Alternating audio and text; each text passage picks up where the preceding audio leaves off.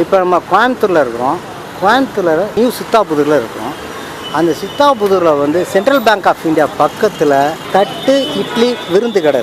இந்த தட்டு இட்லி விருந்து கடை எங்கே இருக்குனாக்கா VKKN ரோட்டில் இருக்குது. இங்கே என்ன விசேஷம் வாங்க உள்ளே போய் பார்ப்போம்.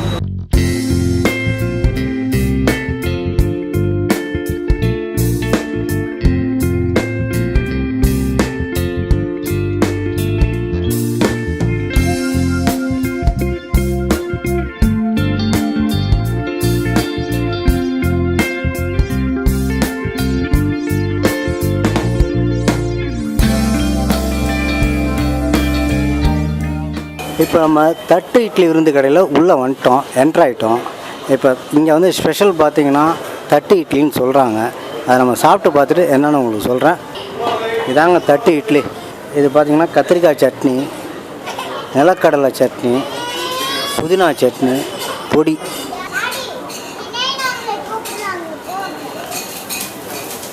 சூப்பராக இருக்குங்க, அருமையாக இருக்குது.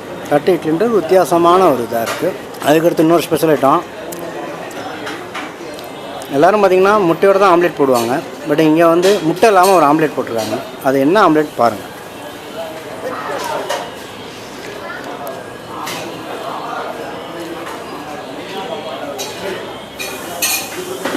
இந்த ஆம்லேட்டில் பார்த்தீங்கன்னா முட்டை சாப்பிட்ற மாதிரியே இருக்குது, ஆனால் முட்டை கிடையாது. என்ன விசேஷம்னாக்கா இதில் பாசிப்பருப்பை அரைச்சி தக்காளி, கருவேப்பிலை, பசி, மல்லித்தலை இதையும் மிக்ஸ் பண்ணி அவ்வளோ அருமையாக கொடுத்துருக்காங்க.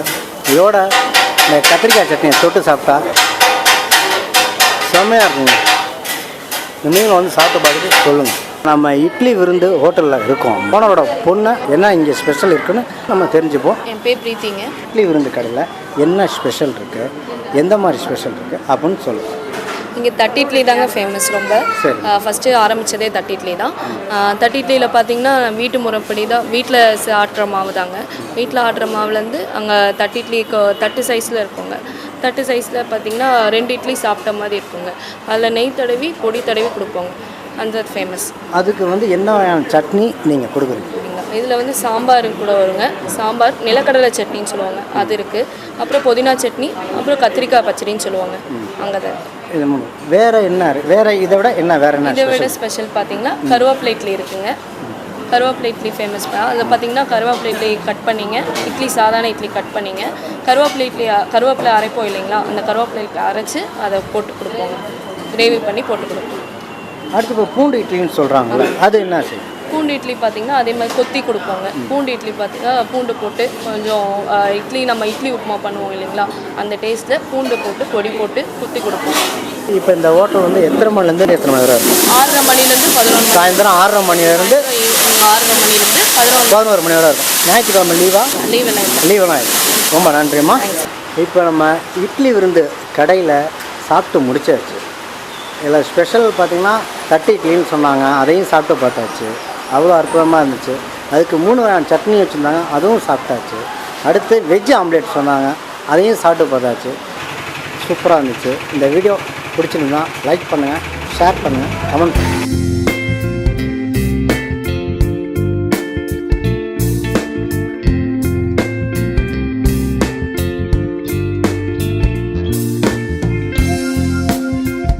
Hi, hello, this is Veer.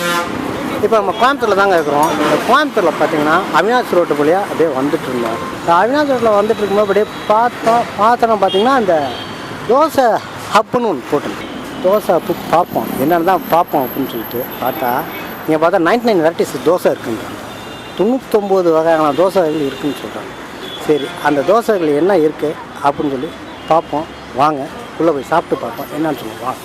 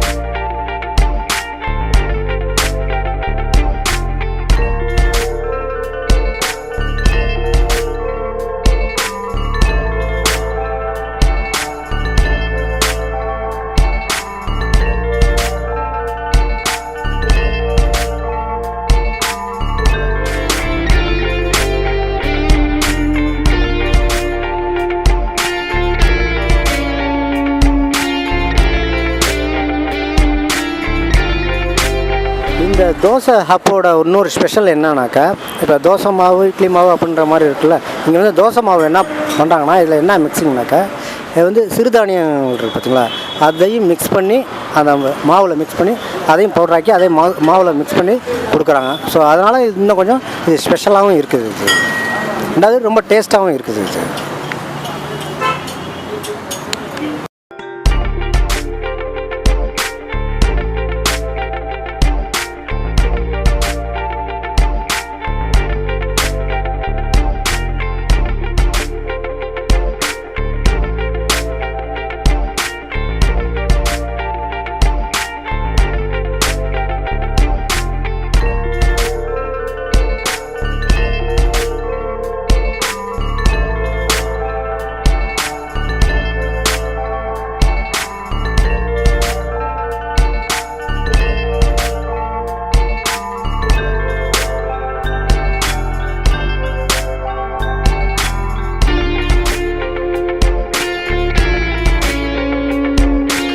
இந்த தோசை ஹப்போட ஸ்பெஷல் என்னன்னாக்கா, இன்னொரு ஸ்பெஷல் என்னன்னாக்கா, இன்றைக்கி ஃபுல்லாக அந்த ஆனியன் கேப்சிகன் அந்த கேபேஜு ப்ளஸ் பீட்ரூட் இதெல்லாம் கட் பண்ணி இது பண்ணுறாங்களே, இன்னையோட அதை முடிச்சு நாளைக்கு டுமாரோ வந்து ஃப்ரெஷ்ஷாக தான் பண்ணுவாங்க அப்படின்னு சொல்கிறாங்க.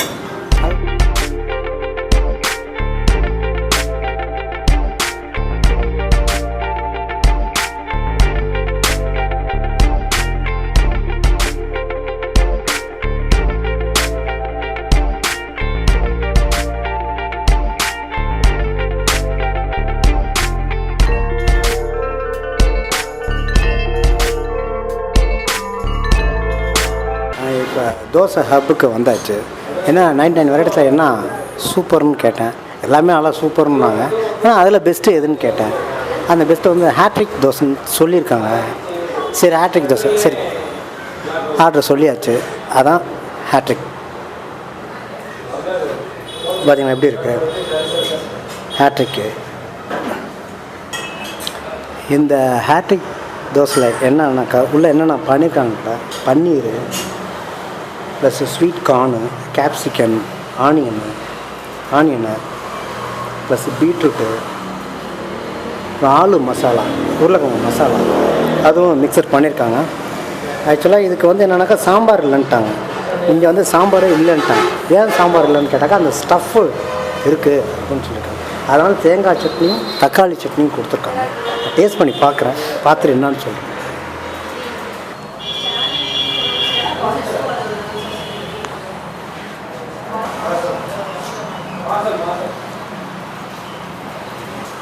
ஃபஸ்ட்டு இந்த சட்னி தொடாமல் ப்ளைனாக சாப்பிட்டு பார்த்தேன்.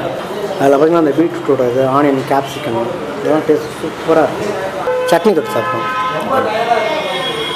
சட்னி தக்காளி சட்னி.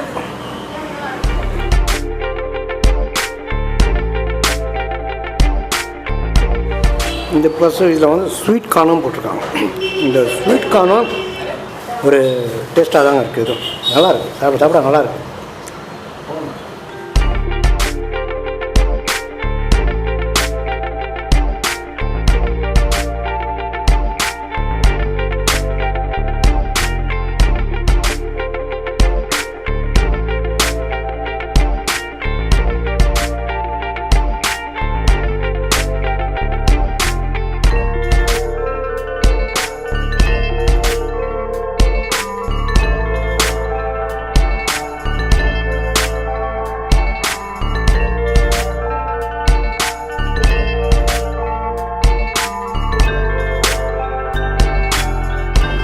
ஹேட்ரிக் தோசை சாப்பிட்டாச்சு, செம்ம டேஸ்ட் இருந்துச்சு. செகண்ட் இன்னொன்று என்ன ஸ்பெஷல் இருக்குன்னு கேட்டேன். பாஸ்தா தோசைன்னாங்க. ஏன்னா பாஸ்தா தோசை அப்படின்னு பார்க்கும்போது அதில் வந்து பாஸ்தா இருக்குது, சீஸ் இருக்குது, ப்ளஸ் வந்து கேப்சிகம், ஆனியனு, ஆலு, இது வந்து எல்லாமே இருக்குது. மிக்சிங் எல்லாமே நல்லா இருக்குது. பாருங்கள், இது சாப்பிட்டு பாருங்கள். பாஸ்தா தோசையும் சூப்பருங்க. இதுக்கு வந்து அதே தேங்காய் சட்னி அதே தக்காளி தான் காம்பினேஷன். இது ரெண்டும் தான். ஏன்னா சாம்பார் வந்து அது உள்ள விட்டால் டிஃப்ரெண்ட் ஸ்டைல் மாறிடும். அந்த ஸ்டஃப்பாக அது இருக்கிறது தெரியாது. இந்த பாஸ்தாவோட ஃப்ளேவர் இருக்குது. பாஸ்தாவோட ஃப்ளேவரு, அந்த சீஸு ப்ளஸ்ஸு ஸ்ப்ரிங் ஆனியன் போட்டிருக்காங்க. இந்த 99 வெரைட்டிஸில் இது ஒரு டிஃப்ரெண்ட். நல்லா சரியான க்ரௌடுங்க. நீங்களும் கோயம்புத்தூர் வந்தீங்கன்னா மறக்காமல் இந்த 99 வெரைட்டி தோசை ஹப்புக்கு வந்து சாப்பிட்டு பாருங்கள், பார்த்துட்டு என்னன்னு சொல்லுங்கள்.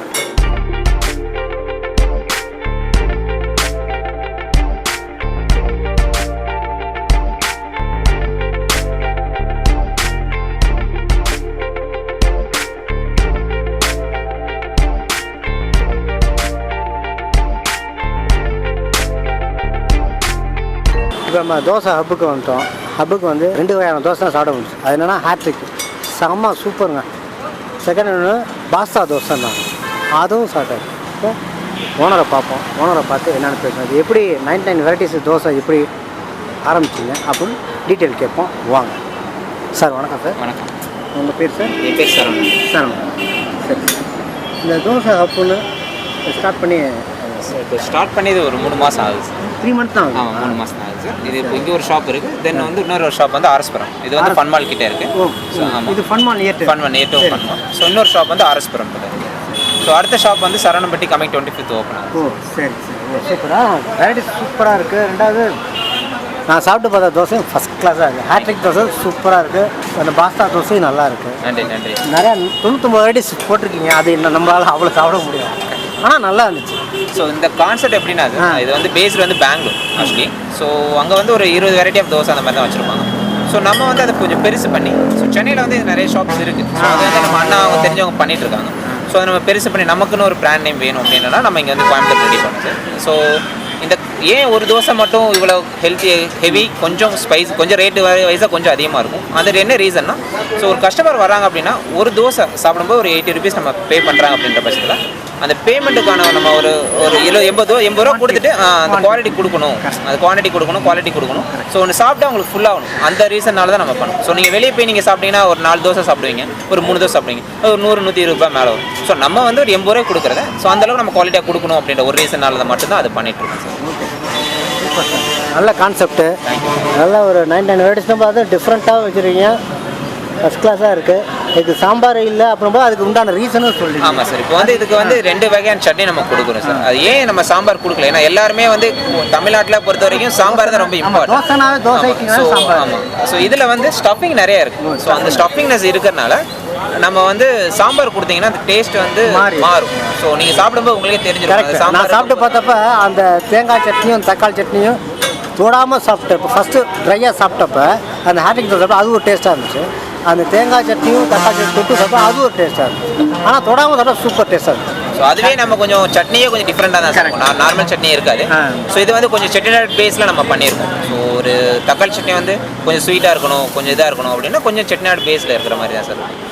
தேங்காய் சட்னி வந்து நம்மளோட ஸ்பெஷலே தேங்காய் தான் சட்னி தான். ஸோ அதே நம்ம ஸ்பெஷாலிட்டியாக கொஞ்சம் நல்லா பண்ணி டேஸ்ட்டாக கொடுக்குறோம்.